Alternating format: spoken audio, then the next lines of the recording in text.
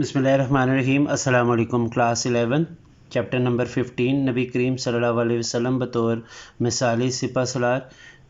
आज की वीडियो में इसकी जो मश्क है उसको हम सॉल्व करेंगे, लेकिन उससे पहले तमाम व्यूवर से गुजारिश है कि आप चैनल को लाजमी से सब्सक्राइब करें, क्योंकि मोस्टली जो व्यूवर्स हैं हमारे 80% से अबव वो वीडियोस तो मुकम्मल देख रहे हैं लेकिन चैनल को सब्सक्राइब नहीं करें। तो आपसे गुजारिश है कि आप चैनल को लाजमी से सब्सक्राइब कर लें। मश्क का पहला सवाल है, दुरुस्त जवाब का इंतखाब करें। पहला MCQ है, आप सल्लल्लाहु अलैहि वसल्लम का सबसे अहम जंगी उसूल था रहम दिली, अमन, सफ़ों की तरतीब या मुशावरत। तो इसका ऑप्शन दाल मुशावरत जो है इसका जवाब है। दूसरा MCQ है, हुदैबिया के मौके पर सुलह के बाद हज़रत उम्मे सलमा रज़ी अल्लाह ताला अन्हा किस राय पर अमल किया गया, सर मुंडवाने की, हज की, उम्रे की या लड़ाई की। तो इसका ऑप्शन अलिफ है, सर मुंडवाने की। तीसरा MCQ है, कुरान मजीद में जंग के हवाले से क्या असूल बयान किया गया है। ऑप्शन अलिफ है, तमाम कुफार को कत्ल कर दो, हद से तजावज़ ना करो, जिन्होंने जुल्म किया उन्हें मार दो या नरमी इख्तियार करो। तो इसका जवाब ऑप्शन बे है, हद से तजावज़ ना करो। चौथा MCQ है, हुदैबिया के मौके पर आप सल्लल्लाहु अलैहि वसल्लम ने किस की खातिर सुलह की, भाईचारे की खातिर, तिजारत की खातिर, अमन व अमान की खातिर या हुकूमत की खातिर।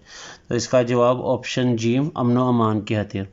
आखिरी MCQ है, आप सल्लल्लाहु अलैहि वसल्लम ने अहले मक्का के साथ कितने साल तक जंगबंदी की और सुलह का मुआहदा किया, 9 साल, 10 साल, 11 साल या 12 साल। तो इसका जवाब ऑप्शन बे 10 साल। दर्ज झेल सवालात के मुख्तसर जवाब दे। पहला शॉर्ट क्वेश्चन है, मुसलमानों की बुनियादी जंगी असूल के बारे में आयत करीमा लिखें। शॉर्ट नंबर 1 का आंसर जंगी अदाब के नीचे यहाँ से आप स्टार्ट कर लें, और अल्लाह की राह में तर्जुमा, और अल्लाह की राह में उनसे लड़ो जो तुमसे लड़ते हैं, और ज़्यादती ना करना, बेशक अल्लाह ज़्यादती करने वाले को पसंद नहीं करता। यहाँ तक शॉर्ट नंबर 1 का आंसर लिख लें। दूसरा शॉर्ट क्वेश्चन है, मुसलमानों के जंगी अदाब में से 3 बयान करें। जंगी अदाब पेज नंबर 74 पे हेडिंग बनी है, उसके नीचे तर्जुमे के नीचे यहाँ से आप स्टार्ट कर लें। शॉर्ट नंबर 2 का आंसर, नबी करीम सल्लल्लाहु अलैहि वसल्लम ने हुक्म दिया कि बच्चे, बूढ़ों, औरतों और किसानों को कत्ल ना किया जाए। ये पॉइंट 1 बना ले। दूसरा बना ले, किसी को कत्ल करने के बाद इसके अज़ा मसला ना किए जाए। तीसरा, खेतों और दरख्तों को बर्बाद ना किया जाए और ना ही जलाया जाए। चौथा, कासिदों को कत्ल ना किया जाए। पाँचवा, दुश्मन के माल और जायदाद की लूट मार ना की जाए। छठा, इबादत गाहों और उनके मुक़द्दस मकामात को मुनहदम ना किया जाए। तो ये तकरीबन 6 पॉइंट्स हैं। इनमें से आप जो है सवाल के हिसाब से कोई से 3 जो पॉइंट्स हैं वो लिख सकते हैं। तीसरा शॉर्ट क्वेश्चन है, आप सल्लल्लाहु अलैहि वसल्लम की जंग से पहले मुशावरत की एक मिसाल तहरीर करें। पेज नंबर 74 पे जंगी अमूर में मुशावरत की हेडिंग बनी, इसके नीचे तीसरी लाइन है, यहाँ से स्टार्ट कर ले। ग़ज़वा खंदक के मौके पर कुरैश ने मुख्तलिफ़ कबाइल अरब के साथ मिलकर मुसलमानों पर हमला करना चाहा। जब आप सल्लल्लाहु अलैहि वसल्लम को इस साजिश का इल्म हुआ तो आप सल्लल्लाहु अलैहि वसल्लम ने अपने सहाबा कराम रज़ी अल्लाह तआला अन्हुम से मशवरा किया और हज़रत सलमान फ़ारसी रज़ी अल्लाह तआला अन्हु के मशवरे को पसंद फरमाकर खंदक खोदने का फ़ैसला फरमाया। यहाँ तक है शॉर्ट नंबर 3 का आंसर। बतौर सिपा सलार आप सल्लल्लाहु अलैहि वसल्लम के ज़ेर कमान कितनी जंगें लड़ी गईं। पेज नंबर 75 पे अमन व सलामती का क़याम ये हेडिंग है, इसके नीचे दूसरा पैराग्राफ की पहली लाइन, बतौर सिपा सलार आप सल्लल्लाहु अलैहि वसल्लम के ज़ेर कमान 74 के करीब जंगें लड़ी गईं। ये है शॉर्ट नंबर 4 का आंसर।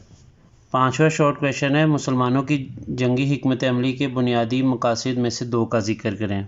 पाँचवें शॉर्ट का आंसर आप तहरीर कर ले। पहला पॉइंट बना ले, दिफा, इस्लामी रियासत और अवाम की हिफाजत। दूसरा, अदल व इंसाफ, जुल्म के हाथ में और इंसाफ का क़याम। तीसरा, तबलीग इस्लाम, इस्लाम की तालीमात को फैलाना और इस्लामी असूलों का निफाज। ये है शॉर्ट नंबर 5 का आंसर। दर्जल के तफसीली जवाब दें। पहला लॉन्ग क्वेश्चन है, बतौर सिपा सलार आप सल्लल्लाहु अलैहि वसल्लम की वो कौन सी खसूसियात हैं जो आप सल्लल्लाहु अलैहि वसल्लम को दीगर लोगों से मुमताज़ करती हैं। पेज नंबर 73 पे दूसरी लाइन से लॉन्ग क्वेश्चन नंबर 1 का आंसर स्टार्ट करें। नबी करीम सल्लल्लाहु अलैहि वसल्लम ने हमेशा जंग को फितना फसाद की आग बुझाने, मज़लूमों को ज़ालिमों के चुंगल से आज़ाद कराने। यहाँ से आप स्टार्ट कर ले, और इसके नीचे रसूलुल्लाह सल्लल्लाहु अलैहि वसल्लम की शुजाअत। अगले पेज पे उम्मीद और हौसला देना ये हेडिंग है, और फिर जंगी अमूर में मुशावरत, और फिर रसूलुल्लाह सल्लल्लाहु अलैहि वसल्लम की जंगी हिकमत अमली। ये कंप्लीट आपने लिख लेना, ये लॉन्ग क्वेश्चन नंबर 1 का आंसर है। دوسرا لانگ کوشچن ہے نبی کریم صلی اللہ علیہ وسلم کی جنگی مشاورت پر نوٹ تحریر کریں۔ پیج نمبر 74 پہ جنگی امور میں مشاورت، یہ ہیڈنگ بنی ہے، اس کے نیچے یہ جو پیراگراف ہے یہ کمپلیٹ لانگ کوشچن نمبر 2 کا آنسر ہے۔ تیسرا لانگ کوشچن ہے حضور اکرم صلی اللہ علیہ وسلم کے بطور سپہ سالار اسوہ کو عملی زندگی میں کب، کیسے اور کہاں بروئے کار لایا جا سکتا ہے۔ لانگ کوشچن نمبر 3 کا آنسر اب اس طرح تحریر کریں، حضور اکرم صلی اللہ علیہ وسلم کے بطور سپہ سالار اسوہ کو عملی زندگی میں اپنانے کے حوالے سے مزید تفصیلات درج ذیل ہیں۔ پہلی ہیڈنگ بنا لیں مذاکرات اور بات چیت کا فن۔ حضور اکرم صلی اللہ علیہ وسلم نے جنگ سے پہلے ہمیشہ مذاکرات اور بات چیت کو اہمیت دی۔ آپ صلی اللہ علیہ وسلم کے صلح حدیبیہ جیسے واقعات اس بات کی بہترین مثال ہیں۔ اس سے ہمیں یہ سیکھنا چاہیے کہ مشکل حالات میں جنگ یا سختی کے بجائے بات چیت سے مسائل کا حل تلاش کیا جائے۔ عملی زندگی میں ہمیں تنازعات کو پرامن مذاکرات کے ذریعے حل کرنے کی کوشش کرنی چاہیے۔ دوسرا پوائنٹ بنا لیں دشمن کے ساتھ بھی اخلاق کا مظاہرہ۔ آپ صلی اللہ علیہ وسلم نے جنگ میں بھی دشمنوں کے ساتھ عزت اور اخلاق کا برتاؤ کیا۔ غزوہ بدر اور خیبر جیسے معرکوں میں فتح کے بعد بھی آپ صلی اللہ علیہ وسلم نے دشمن کے ساتھ انصاف اور اخلاق کا مظاہرہ کیا۔ یہ اصول ہمیں بتاتا ہے کہ کسی بھی حالت میں اپنے اخلاق کو برقرار رکھنا چاہیے، چاہے مخالفین کے ساتھ ہی کیوں نہ ہو۔ تیسری ہیڈنگ بنا لیں قوت اور طاقت کے باوجود عاجزی۔ حضور اکرم صلی اللہ علیہ وسلم نے ہمیشہ اپنی فتحوں کے بعد عاجزی کا مظاہرہ کیا۔ فتح مکہ کے موقع پر آپ صلی اللہ علیہ وسلم نے دشمنوں کو معاف کر دیا اور عاجزی سے شہر میں داخل ہوئے۔ عملی زندگی میں جب ہمیں کامیابی حاصل ہو تو اس پر فخر کرنے کے بجائے عاجزی اختیار کرنی چاہیے۔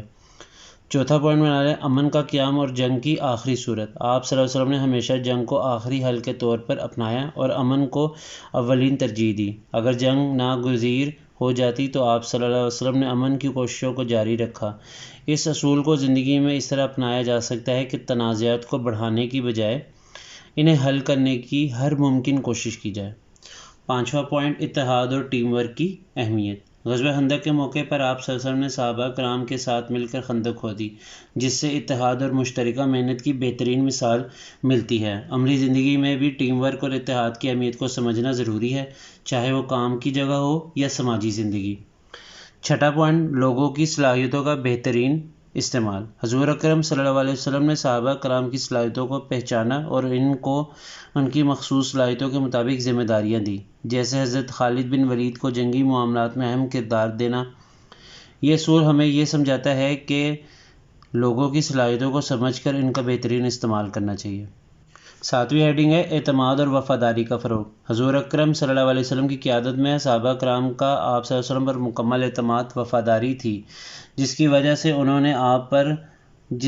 انہوں نے ہر مشکل مرحلے میں آپ صلی اللہ علیہ وسلم کا ساتھ دیا۔ عملی زندگی میں اعتماد اور وفاداری کے بغیر کسی بھی ٹیم یا ادارے میں کامیابی ممکن نہیں، لہذا ہمیں اپنے ساتھیوں کا اعتماد جیتنے کی کوشش کرنی چاہیے۔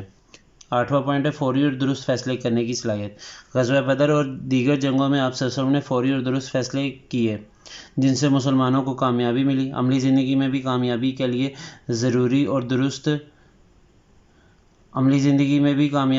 فوری اور درست فیصلے کرنا ضروری ہوتا ہے، خاص طور پر مشکل حالات میں۔